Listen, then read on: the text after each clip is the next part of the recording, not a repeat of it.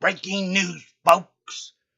Katie Griffin gets hired by ISIS. Have to execute them and suffer the consequence. Have to execute them and suffer the consequence. Have to execute them and suffer the consequence. As new spokesman in America. I've been to Iraq and Afghanistan or visited anywhere else. I've been to Iraq and Afghanistan. At this point, I'm more qualified to be president. So, seriously, fuck off, Donald.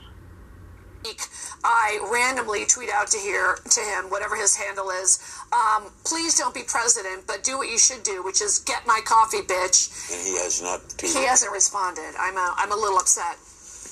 Well, maybe he'll blast you on the air one day. Hopefully, it's only. He is so stupid and offensive and dangerous to the country that I found it shocking that when she was praising Trump so much in a room full of women, you know, the grabber, I'm looking around thinking, not on my watch. Great. And here's how you think America isn't great. If you haven't lived anywhere else, like, we suck, and everyone else is so much smarter than we are. She's a slob. Oh, fuck off. She ate like a pig. I also admit that I have an Achilles heel, which is I just want to be living or dead.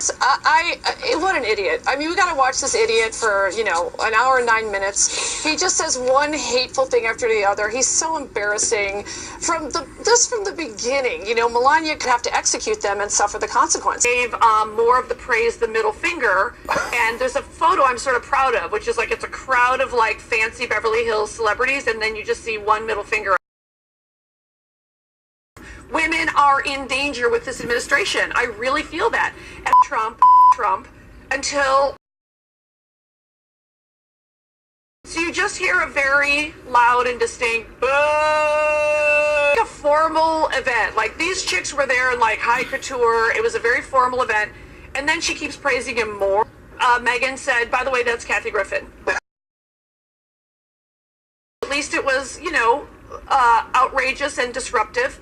And then I kind of get, like I said, I've got 2 Emmys and a Grammy and the Guinness Book of World Records for doing the most stand-up specials of any comedian. It does change your mind once you're in that actual environment, and I'm certainly no expert on the war. He's talking about ISIS. It's astounding to me to hear him espouse these thoughts and ideas, and it really does seem like he doesn't put any thought into the real people that have to execute them and suffer the consequences in Iraq and Afghanistan, because one thing I personally have an issue with ISIS. Is, my goodness, anyone who's running for president or president should at least go to these areas and see what war really is. Have to execute them and suffer the consequence. And let me tell you, being in those war zones, as you know very well, Chris, and Michael, obviously you know as well, it's a very different situation than what you think it will be. So, my time in those areas, and including going to Walter Reed back here and stuff, it does change your mind once you're in that actual environment. No concept of that. And, you've seen those ceremonies when a soldier, dies on the battlefield, and I keep thinking about that image. Now I actually think it was a photo op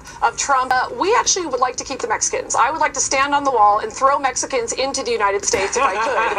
And I said George Soros was paying me to go to the Women's March, $1,500 a week. But how about this? How about this, Kathy? We're, and just so you know, I'm of the party. I'm a big resistor, and I don't believe in compromise with this president. I also think he's crazy. I think he's mentally ill. He's also them, and they're going to learn the hard way.